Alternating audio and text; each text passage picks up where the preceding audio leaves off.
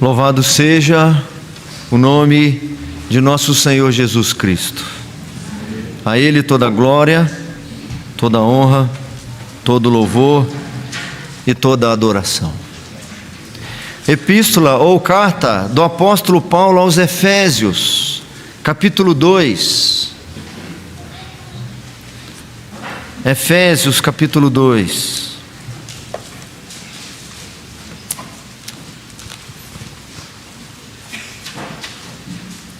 Esse texto nós não projetamos, precisamos mesmo abrir em nossas Bíblias.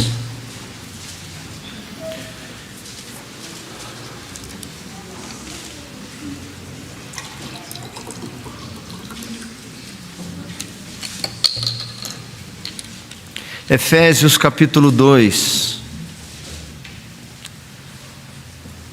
a partir do versículo 11, do 11 ao 22. Acompanhem a leitura.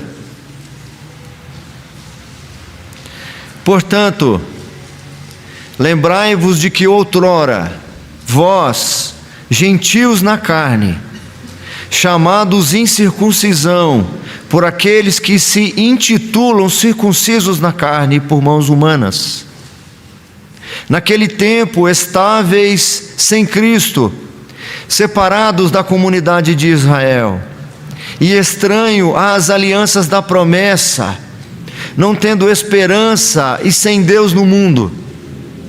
Mas agora, em Cristo Jesus, vós que antes estáveis longe, fostes aproximados pelo sangue de Cristo, porque Ele é a nossa paz, o qual de ambos fez um, e tendo derribado a parede de separação que estava no meio, a inimizade, aboliu na sua carne a lei dos mandamentos, na forma de ordenanças, para que dos dois criasse em si mesmo um novo homem, fazendo a paz. 16 e o 17. E reconciliasse ambos em um só corpo com Deus, por intermédio da cruz, destruindo por ela a inimizade, e vindo, Deus realizou paz a vós outros, que estáveis longe, e paz também aos que estavam perto. Porque por Ele ambos temos acesso ao Pai em um Espírito. Assim, já não sois estrangeiros e peregrinos, mas concidadãos dos santos, e sois da família de Deus, edificados sobre o fundamento dos apóstolos e profetas, sendo Ele mesmo, Cristo Jesus, a pedra angular, no qual todo o edifício, bem ajustado, cresce para o santuário dedicado ao Senhor. 22. No qual também vós juntamente estáis sempre edificados para a habitação de Deus no Espírito. Oremos mais uma vez, meus irmãos. Feche seus olhos, curve suas frontes e em pensamento fale com o Senhor nesta hora. Apresente as suas queixas, as suas demandas. Por certo, existem necessidades, existem situações que carecem da intervenção do Senhor. Rogue por sua família, rogue pela salvação dos seus familiares, ore por seu casamento, interceda por seus filhos, rogue pelo pão de cada dia. Mas faça um favor para mim e para você. Rogue ao Senhor que fale com você nesta hora, que você receba da porção da palavra do Senhor, que alimente a sua alma. Oremos, meus irmãos.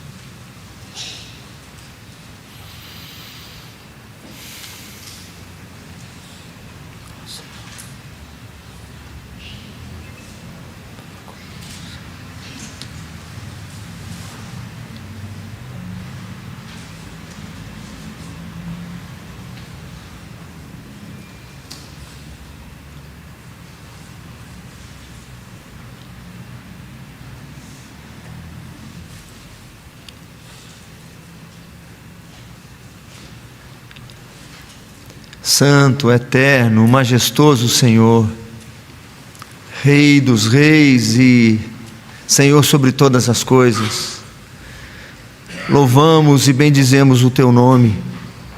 Podemos aqui expressar nossa adoração, nossa gratidão e também nosso quebrantamento, nosso pesar, nossa culpa quando confessamos nossos pecados. Apresentamos diante do Senhor agora, cada um de per si, cada um silenciosamente, suas necessidades, algumas delas muito reservadas, mas latentes aos Teus olhos, foram aqui apresentadas, ó Pai. Tu que sondas os corações, que de longe penetras os pensamentos, visita o Teu povo aqui, Senhor.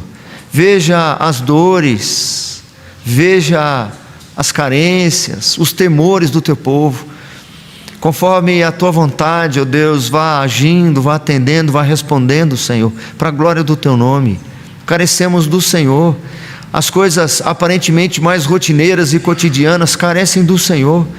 Até nas situações aparentemente mais humanas e materiais, nós dependemos do Senhor para respirarmos, para nos movermos. Carecemos do Senhor e colocamos toda a nossa vida diante de Ti, ó Pai, para a Tua intervenção graciosa, para o Teu auxílio, ó Pai, a despensa da nossa casa, o pão de cada dia, o trabalho, a obra das nossas mãos, a criação dos nossos filhos, a manutenção dos nossos casamentos, a paz que deve reinar nos nossos corações, o acordo que deve ser o norte, a referência entre nós, a membresia do Teu corpo.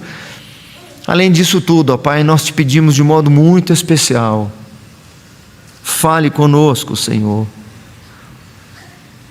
Em nome de Jesus nós Te imploramos. Não é um momento qualquer, ó Pai. Não estamos aqui cumprindo simplesmente uma rotina semanal. Nós estamos aqui para ouvir a Tua voz, ó Pai. É a Tua palavra que foi lida, Senhor. Não foi lido nenhuma literatura, por mais especial que seja. Nós lemos aqui aquilo que foi lavrado pela pena do Teu Espírito Santo, aquilo que foi proclamado pela Tua boca, a inspiração que levou o Teu servo a registrar os Teus ensinos, ó Pai. Sabemos que a nossa alma não tem outra fonte de alimento senão a Tua palavra, senão o Senhor mesmo, ó Pai. Fala conosco nesta hora, que seja um momento exponencial, que corações e mentes sejam tomados, ó Pai, que a presença do Senhor seja sentida, percebida e a Tua palavra compreendida, e que saímos daqui, ó Pai, habilitados, instruídos para praticá-la. É a oração que fazemos no nome precioso de Jesus. Amém.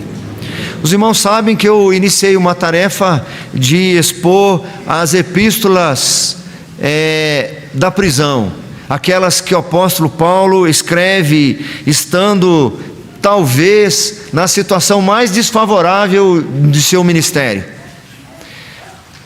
os recursos mais escassos, as situações mais difíceis, onde a luz era pouca, a condição até para registrar, para escrever, para ter auxiliares a quem ele pudesse ditar, o meio de enviá-las, e tudo era complicado e difícil. Eu escolhi justamente uma dessas razões, das dificuldades. E nós começamos na epístola aos Efésios, que ele escreve muito provavelmente estando preso em Roma. Nós já caminhamos, e aqui eu vou passando um resumo, uma espécie de sumário, certo? Para nossa sintonia.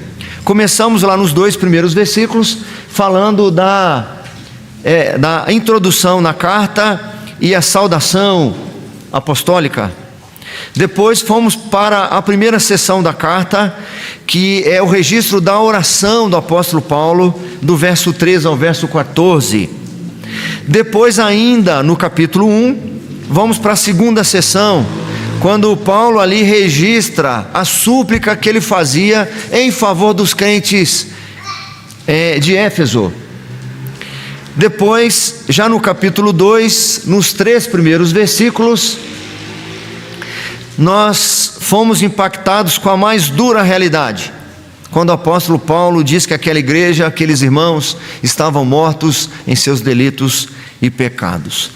Vimos então, na semana passada, no domingo passado, um outro trecho aí do capítulo 2, que foi do verso 4 ao verso 10, a intervenção de Deus. Hoje nós vamos seguir a sequência. Nós lemos aí do verso 11 ao verso 22, que faz parte desta mesma sessão. Então hoje o tema nosso é uma continuação do anterior, da semana passada. A intervenção de Deus, parte 2.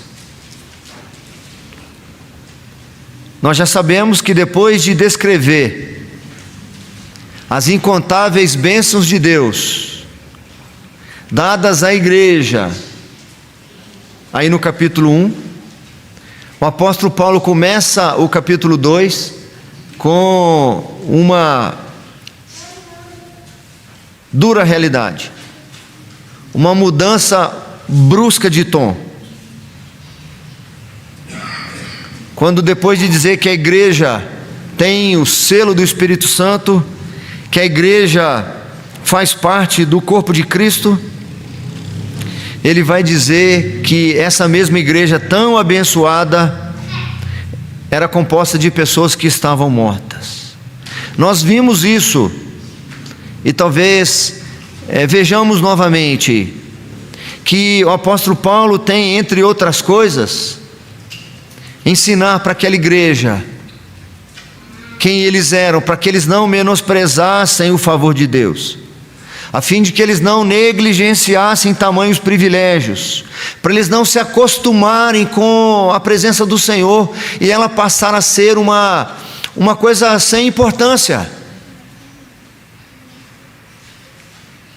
a ponto deles não valorizarem o sacrifício de Cristo Jesus e aquela espiritualidade inicial se tornasse apenas uma religiosidade comum.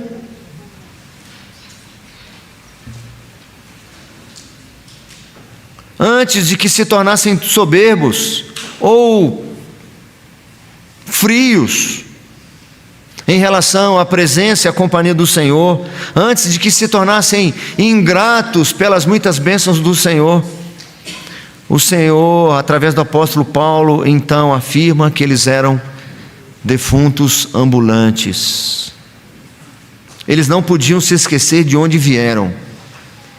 A igreja de Éfeso, bem como a igreja de Corinto, bem como a igreja do Senhor, ou o povo de Deus lá na terra prometida, como a igreja dos nossos dias, não pode se esquecer de onde veio, não pode se esquecer quem era.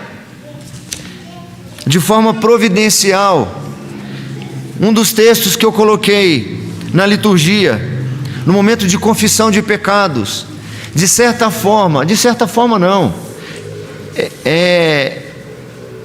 é para nos trazer a lembrança de onde nós viemos. E o texto da carta de Paulo aos Colossenses, que nós lemos aí na liturgia, que está no nosso boletim, no versículo 13, diz-nos o seguinte: Ele nos libertou do império das trevas.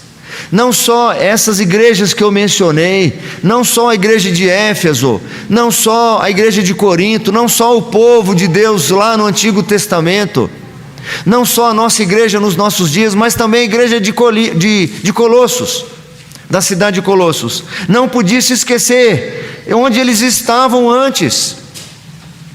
Ele nos libertou do império das trevas e nos transportou para o reino do Filho do seu amor. Era lá que nós estávamos, era lá a nossa casa, era lá onde nós habitávamos, e o nosso destino era tão mais grave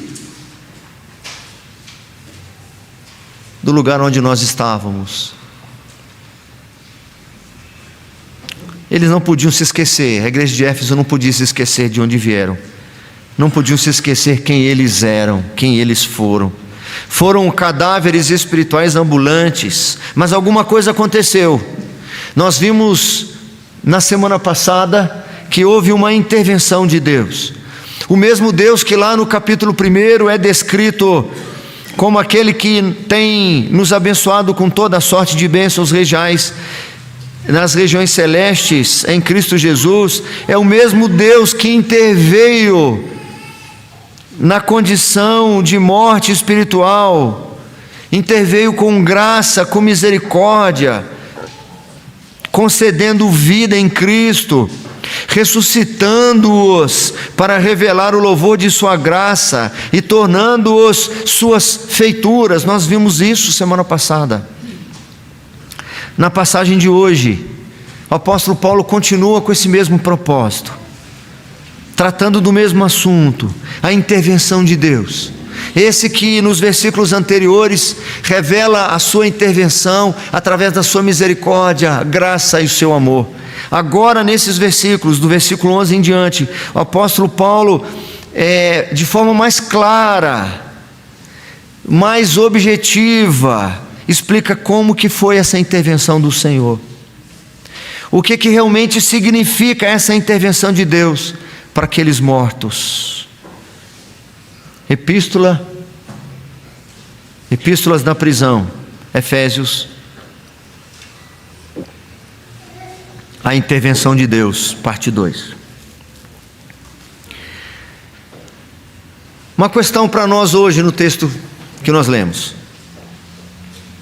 Levanta-se a necessidade de se perguntar novamente: como que se dá mesmo essa intervenção do Senhor?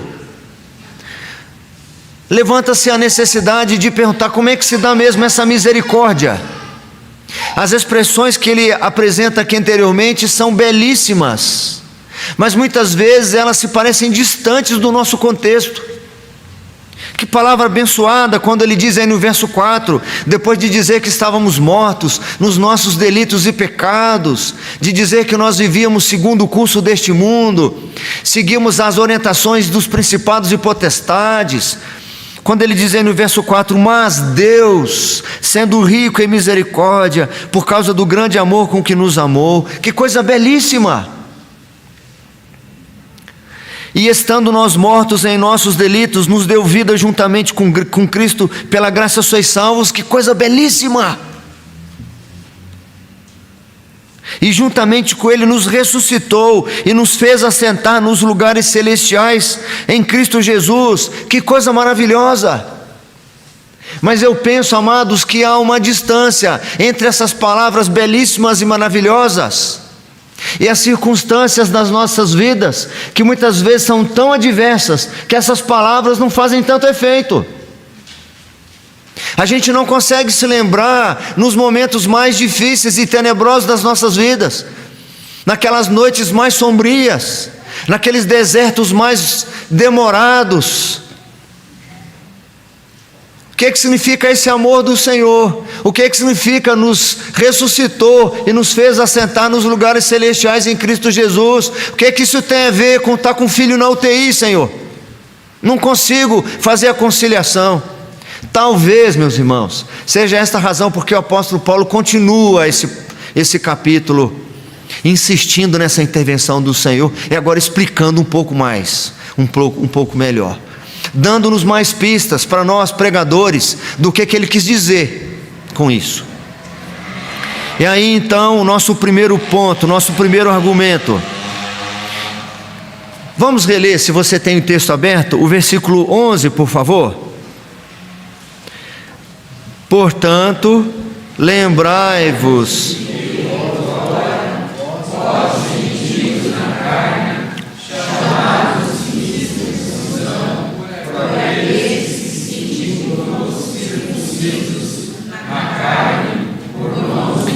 Ou seja, nosso primeiro ponto, e o 12 diz assim: naquele tempo estáveis sem Cristo, separados da comunidade de Israel e estranho às alianças da promessa, não tendo esperança e sem Deus no mundo.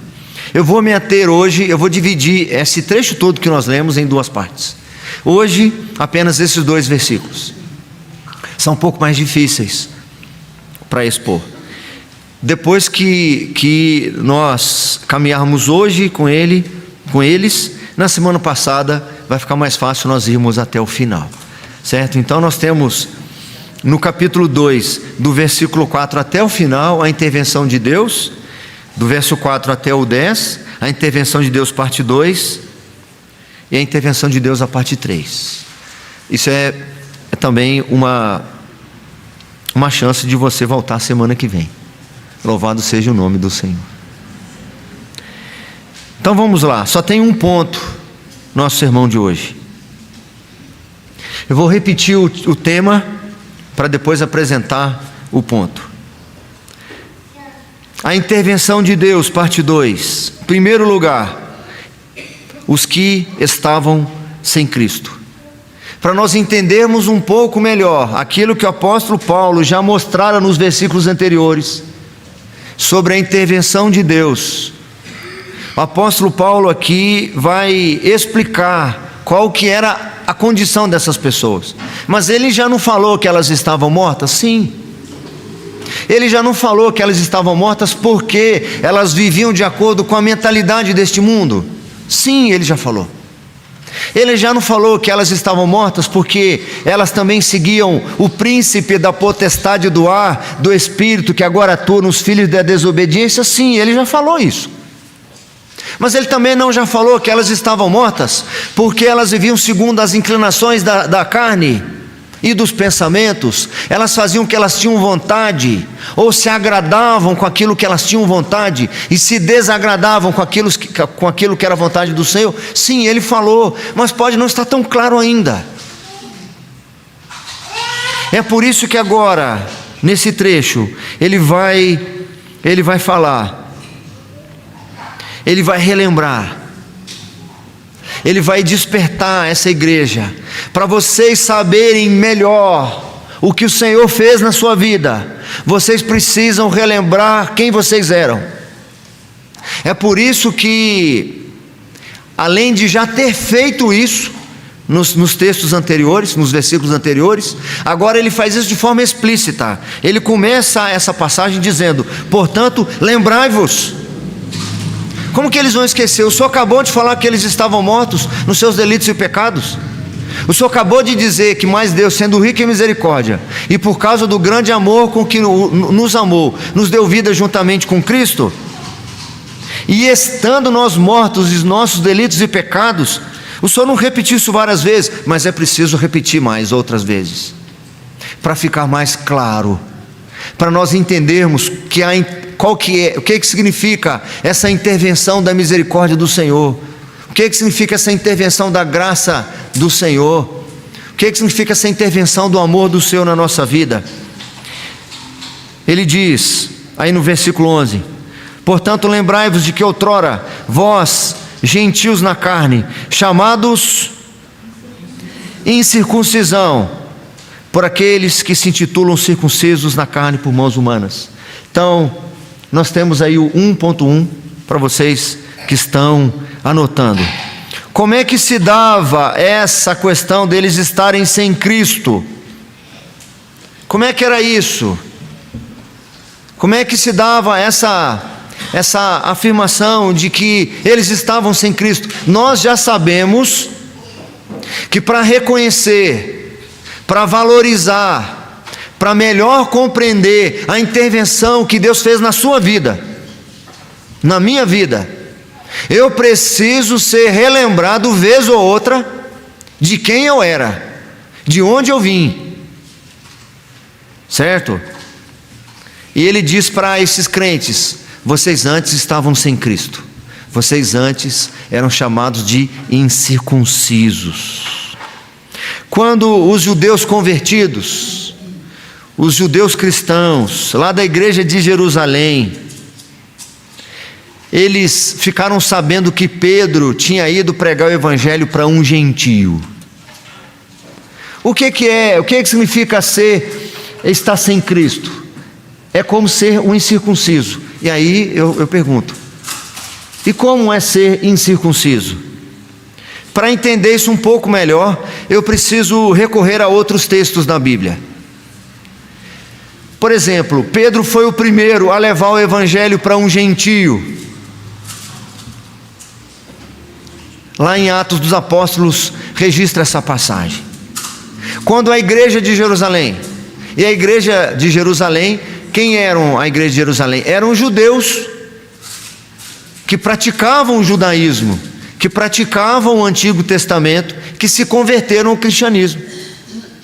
Aqueles lá de Atos 2, que se converteram, quase 3.000, eram todos judeus, apesar de viverem em Creta, de morar em Creta, na Arábia, na Itália, né, em Roma, etc. Eram todos judeus que estavam na festa de Pentecostes.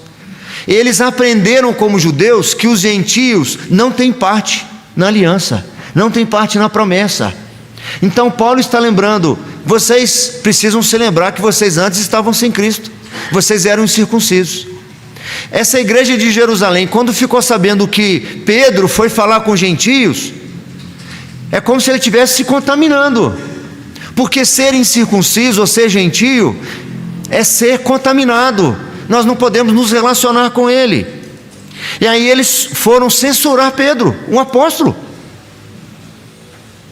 Olha a ousadia deles. Diz-nos o texto lá de Atos: chegou ao conhecimento dos apóstolos e dos irmãos que estavam na Judeia, que também os gentios haviam recebido a palavra de Deus. Quando Pedro subiu a Jerusalém, porque foi em Jope isso, quando Pedro subiu a Jerusalém, os que eram da circuncisão o arguíram dizendo: entraste em casa de homens incircuncisos e comeste com eles. O incircunciso era alguém impuro, alguém que não fazia parte do povo da promessa, era alguém que não tinha direito às benesses do Senhor. E o apóstolo Paulo está dizendo para essa igreja: para vocês entenderem o que o Senhor fez na vida de vocês, vocês precisam primeiro entender que vocês antes eram impuros. Estar próximo de vocês tornava os puros em impuros. Vocês não tinham acesso, vocês não tinham permissão. Era mais ou menos aquilo que o Senhor fala, que Isaías registra na fala do Senhor, quando ele está rejeitando o seu povo, está rejeitando a adoração do seu povo. O Senhor faz uma pergunta dura, uma pergunta retórica, não era para o povo responder, porque Deus sabia por que eles estavam naquela situação. O Senhor faz coloca a seguinte questão: quem vos requereu o só pisardes nos meus átrios?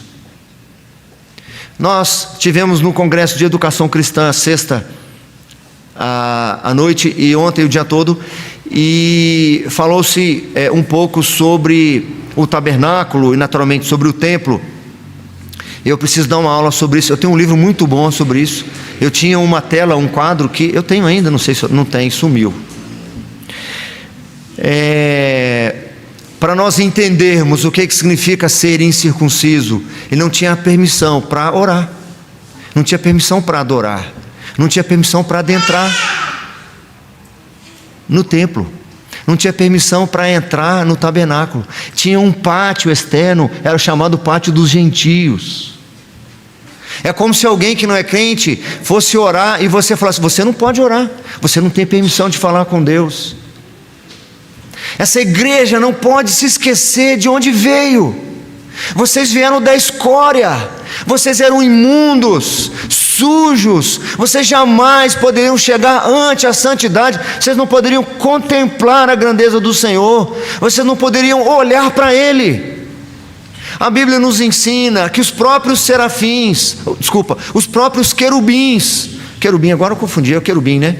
Lá de Isaías 6, serafins, está certo? Serafins, os próprios serafins, porque é muito anjo. Os próprios serafins tinham 6 asas e 2 eram para cobrir o rosto, porque mesmo sendo seres puros, retos, não podem contemplar a santidade do Senhor. Quanto mais seres humanos, e eles agora podem. Por que agora eles podem? Por causa de Jesus Cristo. Porque Jesus Cristo é a intervenção de Deus na vida de vocês. Antes vocês eram incircuncisos, lembrem-se disso. Outrora vocês eram gentios na carne, chamados incircuncisão. Vocês não tinham permissão para falar com Deus, para conhecer Deus, para ouvir a palavra de Deus, para receber na casa de vocês alguém que se relacionava com Deus. Vocês estavam fora, vocês estavam fora. Vocês não foram convidados para essa festa. Vocês não têm permissão para adentrar nesse banquete.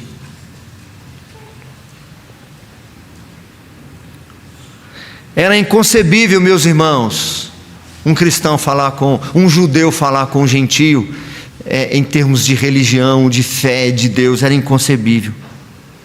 Os cristãos gentios que se converteram a partir de Cornélio, lá em Atos 11, na cidade de Jope, a partir dele vários outros. Depois surgiu uma igreja em Antioquia, a primeira igreja gentílica, formada por estrangeiros, aqueles que não nasceram no judaísmo. Esses cristãos gentios, eles eram tidos como, nesse primeiro momento, como de segunda categoria, pelo fato de não observarem, entre outras coisas, a cerimônia da aliança, o sinal da aliança, que era a circuncisão. Era como se eles fossem contaminados, ou qualquer um que se relacionasse com eles se contaminaria também. Nós sabemos que o apóstolo Pedro foi o primeiro a levar o evangelho para eles, como narra Atos capítulo 11. Esses novos convertidos eram tão mal vistos que o próprio apóstolo Pedro, que foi o primeiro a evangelizá-lo, que recebeu a ordem do Senhor para evangelizá-los, sofria pressão para se aproximar deles, mesmo ele sabendo que ele tinha que falar do evangelho para essas pessoas. Ele sofria pressão por parte da igreja por conviver com eles. Eu penso que a pressão para não se aproximar deles era tamanha que Pedro, certa ocasião, caiu numa dissimulação. Ele estava comendo com os gentios, aquilo que não era permitido aos judeus. Quando alguns irmãos da igreja de Jerusalém, alguns cristãos judeus, chegaram, Pedro disfarçou e se afastou deles, para não parecer que estava junto com eles, comendo com eles, porque eles não eram bem vistos, mesmo depois da sua conversão. Quando nós lemos a carta de Paulo aos Gálatas, nós lemos o seguinte trecho, e nós já estamos caminhando, tá, irmãos? Fiquem tranquilos, para a metade. Diz-nos o texto: quando porém Cefas veio a Antioquia, uma igreja composta de gentios, resisti-lhe face a face, porque ele se tornara repreensível. Paulo está dizendo isso. Com efeito, antes de chegarem alguns da parte de Tiago, era pastor da igreja de Jerusalém, ele comia com os gentios. Quando porém chegaram, afastou-se, e por fim veio apartar-se, temendo os da circuncisão. E também os demais judeus dissimularam com ele, a ponto de o próprio Barnabé ter se deixado levar pela dissimulação deles. Quando porém vi que não procediam corretamente, segundo a verdade do evangelho, eu disse a Cefas, na presença de todos: se sendo tu judeu, vives como gentio e não como judeu, por que obrigas os gentios a viverem como judeus? O incircunciso não era somente mal visto pelos judaizantes, mas eles eram mal vistos por eles mesmos, porque de certa forma eles acreditavam que suas obras, ou suas virtudes, ou seus méritos podiam justificá-los diante de Deus, e por conta disso eles viviam em constante falta de esperança.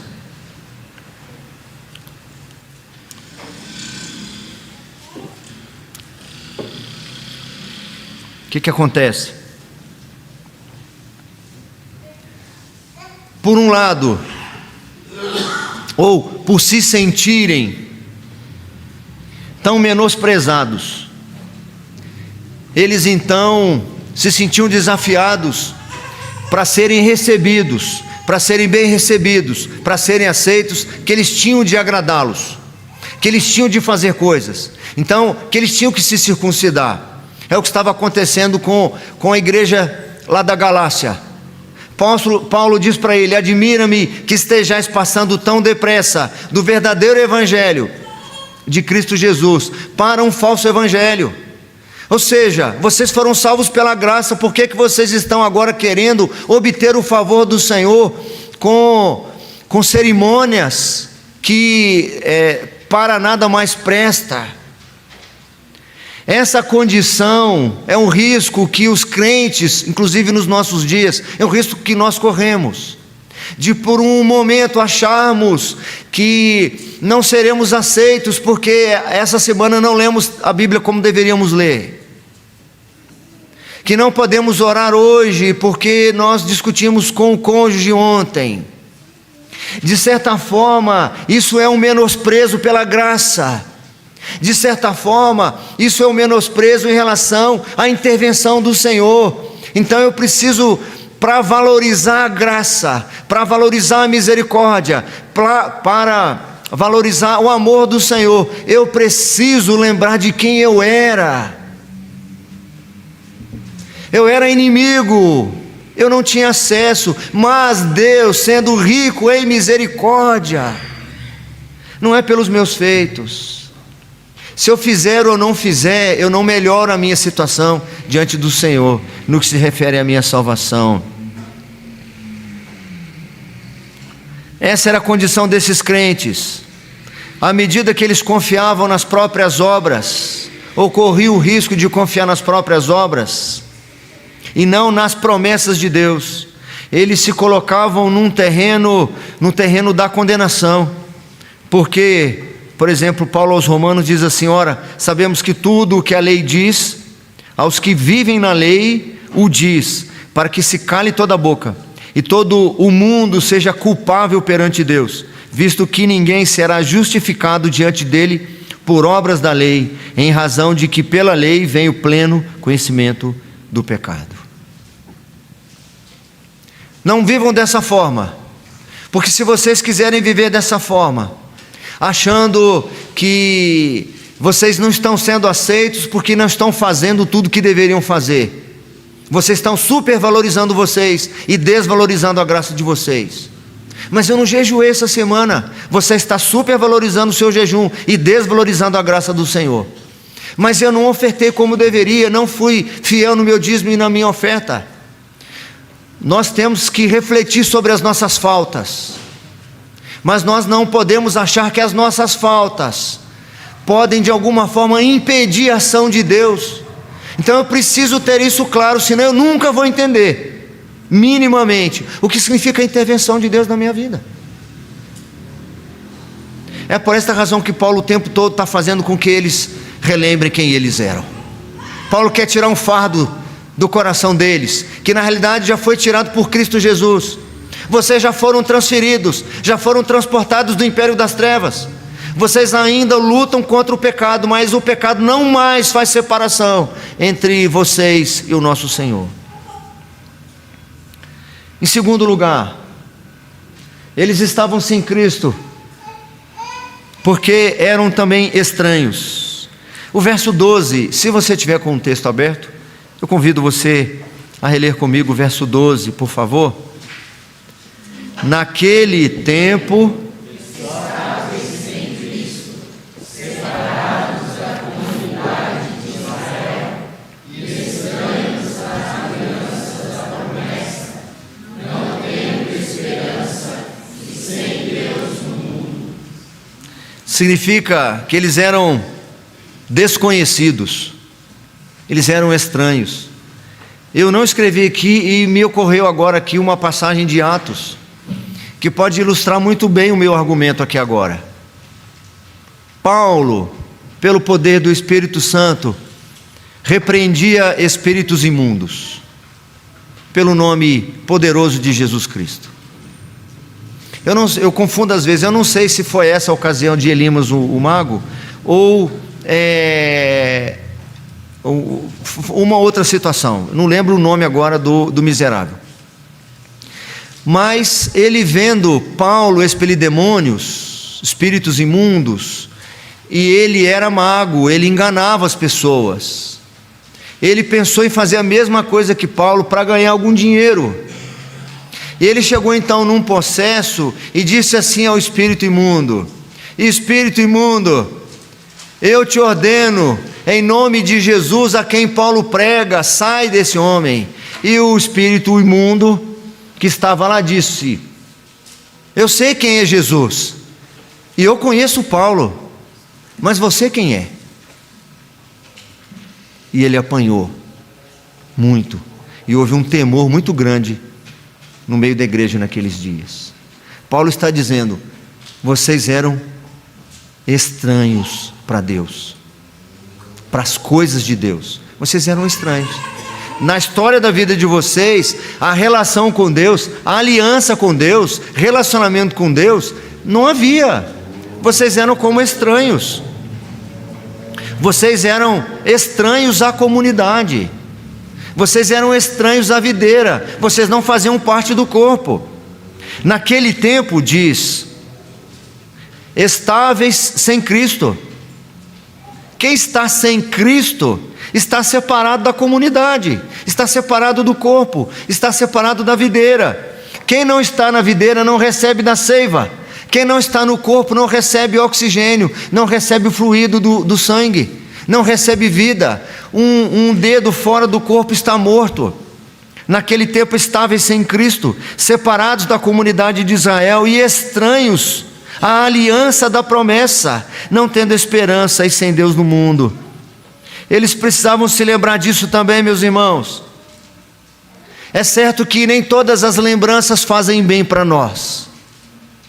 Existem coisas que devem ser esquecidas do nosso passado, que devem ser apagadas da nossa relembrança. O mesmo apóstolo Paulo, escrevendo na carta à igreja de Filipos, ele diz: esquecendo-me das coisas que para trás ficam. Ele estava dizendo em relação à sua ostentação, aos seus diplomas, ao seu reconhecimento, à sua formação, a também o passado de trevas, de incredulidade. Ele vai falando algumas coisas, sobretudo sobre o seu passado como fariseu. Ele diz: esquecendo-me das coisas que para trás ficam e avançando para as que diante de mim estão, prossigo para o alvo, para o prêmio da soberana vocação de Deus em Cristo Jesus. Como que o mesmo apóstolo Paulo, que disse aos filipenses que deviam se esquecer de coisas do passado, está dizendo para essa igreja se lembrar? É porque tem coisas que devem ser esquecidas e coisas que devem ser lembradas. Nós muitas vezes invertemos.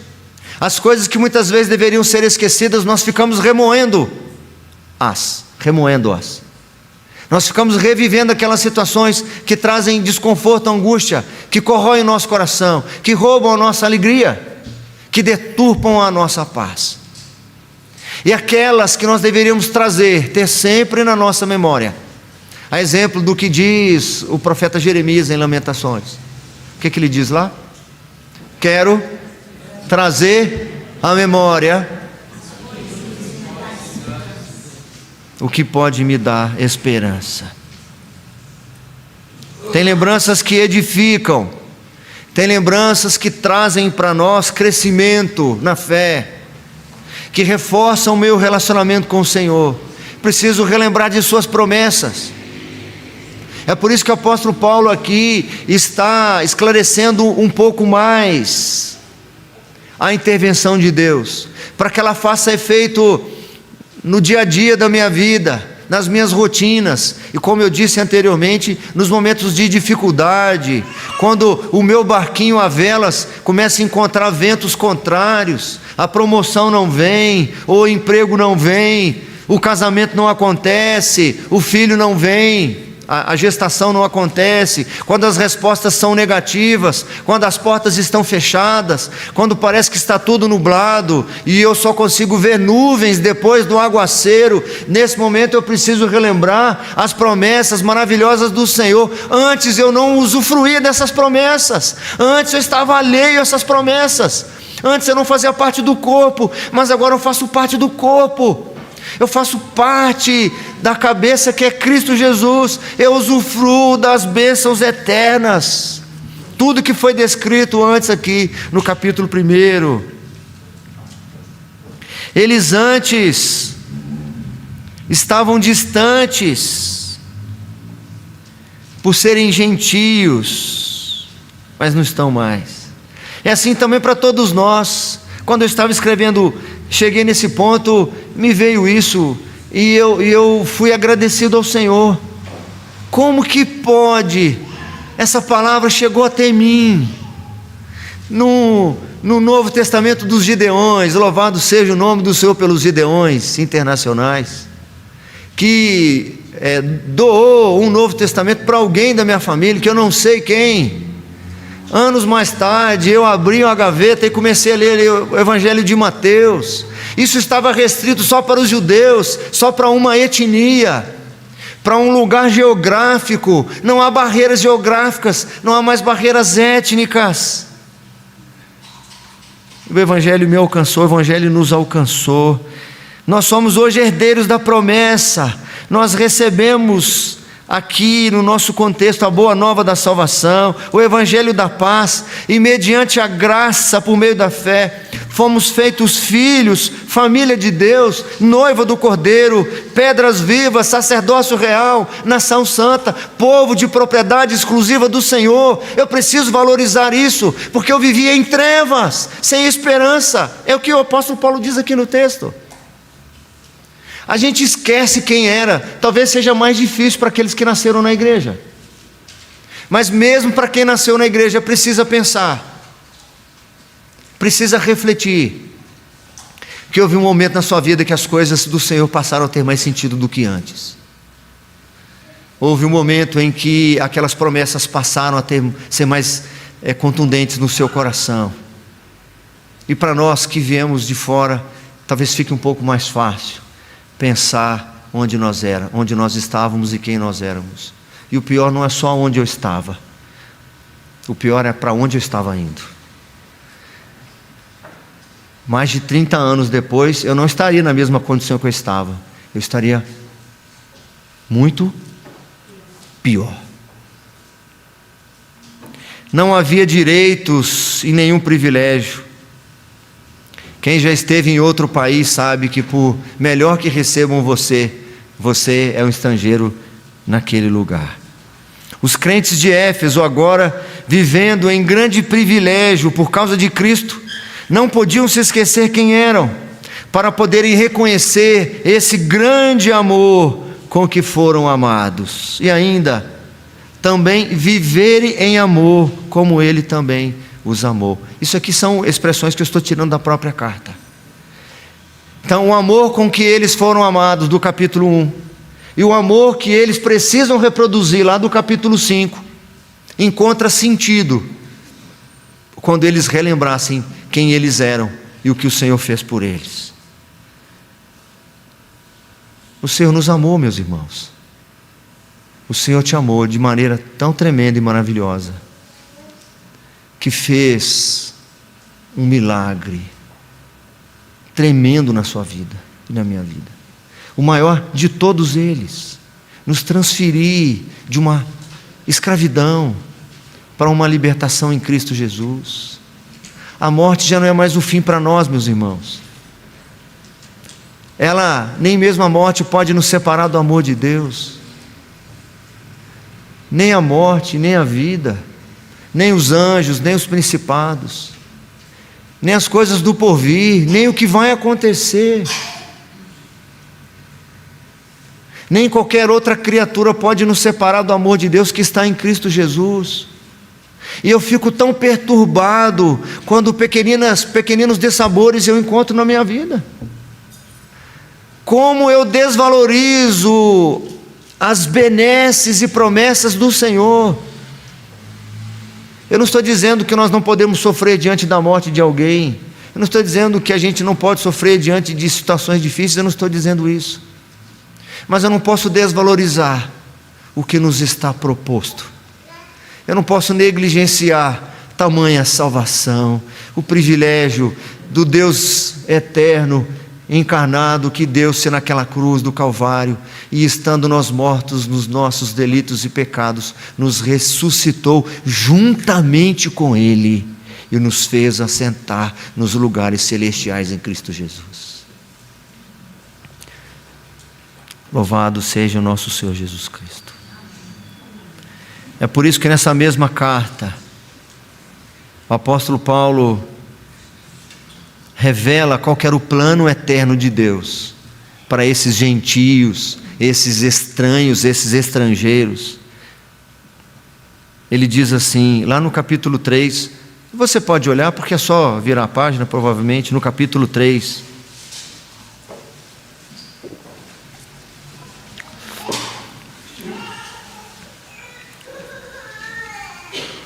A partir do verso 1, e você pode ler o 1 comigo. Por esta causa, eu, Paulo, sou o prisioneiro de Cristo Jesus, por amor de vós, gentios. Se é que tendes ouvido a respeito da dispensação da graça de Deus a mim confiada para vós outros. Olha que interessante, irmãos. Esse texto que eu estou lendo agora tem tudo a ver com os argumentos que ele apresenta no trecho do texto que nós estamos lendo. Por esta causa eu, Paulo, sou prisioneiro de Cristo Jesus, prisioneiro mesmo, prisioneiro lá na prisão em Roma, e prisioneiro em termos de seus propósitos. Não vivo mais para os meus propósitos, não vivo mais para mim, sou prisioneiro de Cristo. Eu faço isso e vivo assim por amor de vocês. Ele só pode viver esse amor assim porque ele reconheceu o amor de Deus em sua própria vida. Nós precisamos reconhecer o amor de Deus na nossa vida para que nós possamos também andar em amor da mesma forma com que Ele nos amou. A proporção é essa. A dificuldade que eu tenho de viver em amor como Ele é porque muitas vezes eu não tenho clareza do amor dele para comigo.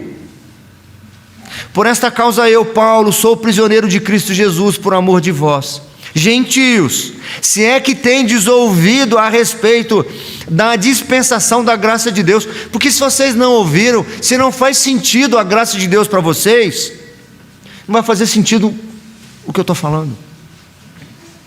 A mim confiada para vós outros, pois segundo uma revelação, me foi dado conhecer o mistério. Que mistério, irmãos? Qual que é o grande mistério? O grande mistério é a relação de Cristo conosco, com a sua igreja. É o amor de Cristo por nós, imerecedores, malvados, perversos, indignos. Nós sabemos quem nós somos, meus irmãos. Nós somos mentirosos. Podemos evitar boa parte da mentira, mas somos mentirosos, somos dissimulados, queremos honra, dividimos, disputamos com o Senhor a glória que é devida a Ele. Nós falamos que a Ele toda a honra e toda a glória, mas se alguém não me elogiar, se não me cumprimentar no meu aniversário, eu já estou aborrecido. Nós somos hipócritas, nós somos falsos, nós somos pervertidos, nós temos uma mentalidade muitas vezes mais mundana do que bíblica.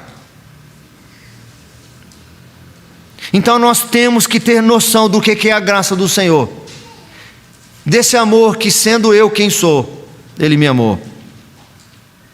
Ele continua. Onde eu parei? É só um teste. Aonde? Fala a palavra, irmão, porque eu estou com o texto corrido aqui, não está com a passagem.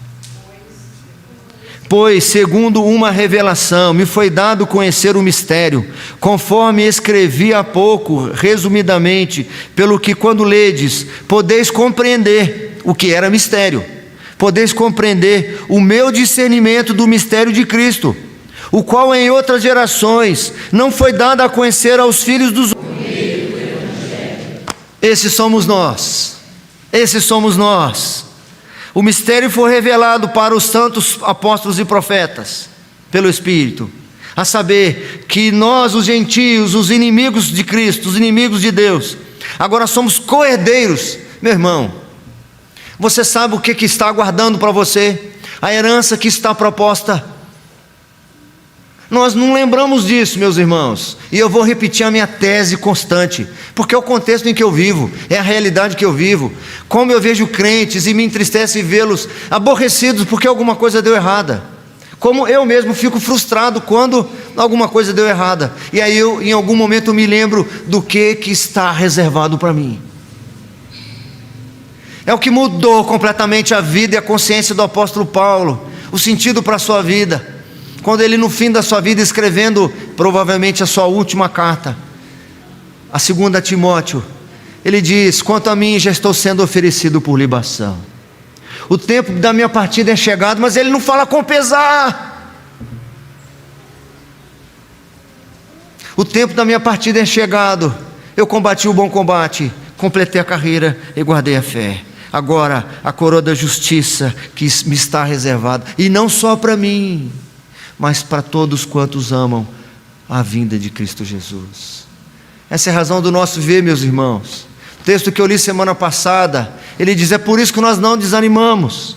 Pelo contrário, ainda que o nosso homem exterior se corrompa, se desgaste, contudo o nosso homem interior se renova de dia em dia, porque a nossa leve e momentânea tribulação produz para nós eterno peso acima de toda comparação, não atentando nós nas coisas que se veem. Olha para cima, olha para a eternidade, olha porque está proposto. Somos cordeiros com Cristo. O que Cristo recebeu, nós receberemos, porque somos coparticipantes da sua herança.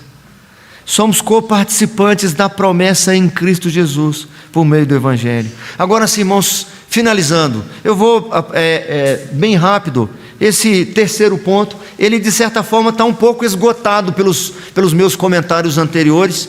Então eu vou caminhar, vou expor esse meu argumento, mas já caminhando, já fazendo uma conclusão e também aplicando isso para nós. Que na realidade eu já vou aplicando o tempo todo, né?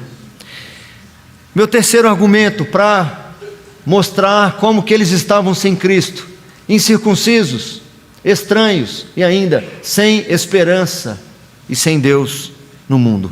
É o que diz o versículo 12 que nós relemos. Então você pode voltar para o capítulo 2 e nós vamos encerrar aí.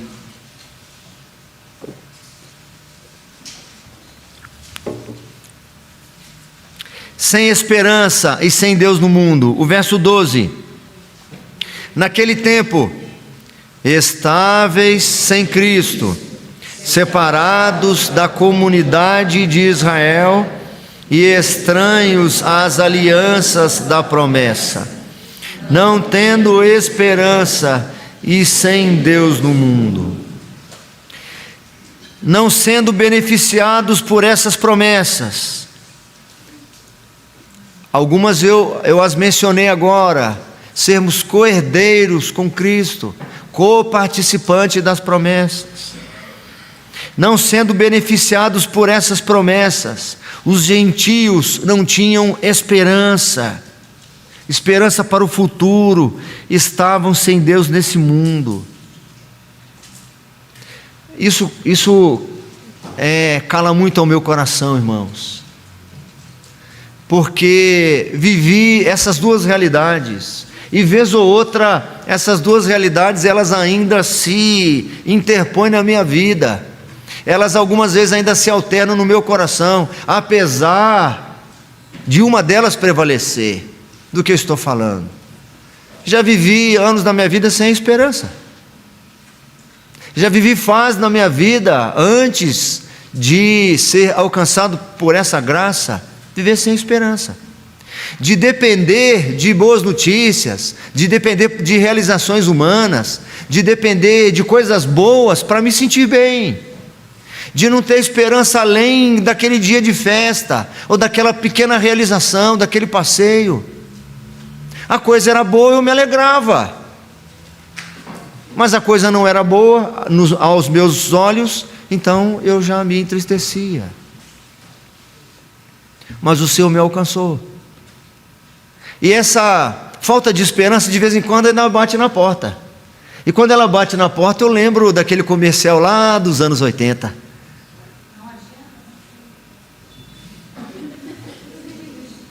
meu sogro trabalhou nessa empresa. Quando o frio chegava, e batia na porta, e a pessoa cantava: não adianta bater, porque as lojas pernambucanas vão aquecer o meu lar. Mas a minha canção agora é para dizer, para a falta de esperança: você existe, você ainda bate na minha porta, mas não adianta bater, porque Cristo não deixa você entrar, porque Cristo é a minha esperança. Eu não vivo mais sem Deus, não estou mais sozinho. Observe os seus dias, conte os seus dias, observe as suas experiências, observe as intervenções do Senhor nas coisas mínimas. Não vou dizer aquelas coisas óbvias do ar que respiramos, mas todos nós, se olharmos para essa semana, olharmos para os nossos dias, olharmos para a nossa vida, nós temos tantas e tantas experiências para contar da intervenção de Deus na nossa vida, irmãos. Quantas vezes bateu na minha porta sem eu pedir? Quantas vezes o Senhor mostrou: eu estou contigo. Quantas vezes aquilo que o profeta Isaías registrou foi verdade na minha vida, e isso que precisa acalentar meu coração. É essa esperança que precisa prevalecer na minha vida, porque eu, o Senhor teu Deus, te tomo pela tua mão direita e te digo: não temas, que eu te ajudo. Esses irmãos da Galácia, eles, quando eram gentios, não é que eles não eram religiosos, eles eram religiosos, só que a devoção deles, a crença, a fé deles, era como todos os perdidos, era no alvo errado.